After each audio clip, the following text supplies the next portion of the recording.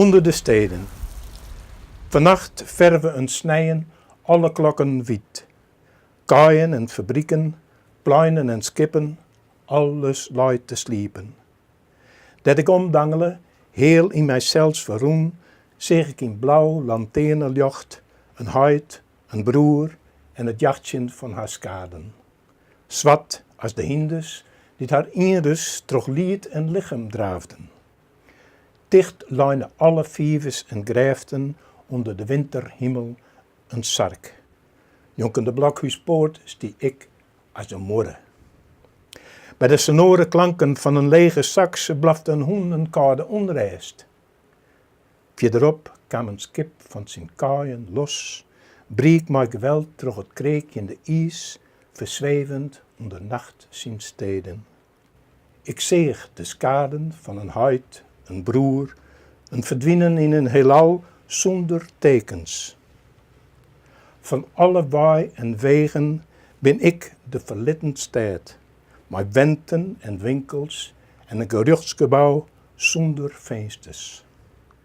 Jonken de blokhuispoort stie ik als een morre. Het gedicht is laat ik er eerst wel zeggen, het is een heel filmisch gedicht. En het is een beeldrijk gedicht. En het is een gedicht dat eens al even ouder is, wat heel diep in mij zit en wat te krijgen het mij, like ik zei, toch verlies. En dat is dus net boen aan één enkel tijdskip, maar ze uit en terug, soms maken ze de kuier door de stad en dan zit hij dat in één keer te binnen en dan is het er. Oftewel, gewoon denken nooit bij die fut. Zisto bot op de actualiteit ingaan als dichter? Ja, wat is actualiteit?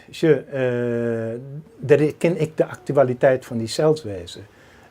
Ik heb het gedicht hier voorlezen en dit gedicht naar voren gebracht. Het voor mij een bepaalde actualiteit. Die het net direct ontierd boen is, maar die het op het moment dat dat soort van zaken haar opiniëren, voor mij die actualiteit hebben. De kist actualiteit ik oorsbeschen in de zin van, nou, laat ik een voorbeeld nemen. Het versteren van Riens Gratema.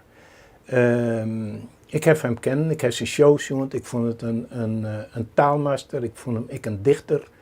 En dat binnen dingen was die ongriepen kennen.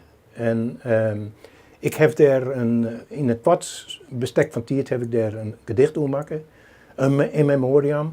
En dus dat ken in wijs niet. Ik vind de must van elastiek wezen, maar het is net per definitie zo van dat ik zeg, morgen is dat grote ongeluk in Ljouwert en dan steen ik de oren thuis aan mijn gedichtkleer. Ik heb genoeg ideeën om te doen en ik zal er wat van uitzien. Zo simpel is het. Mooi. En ik heb er ook zin in.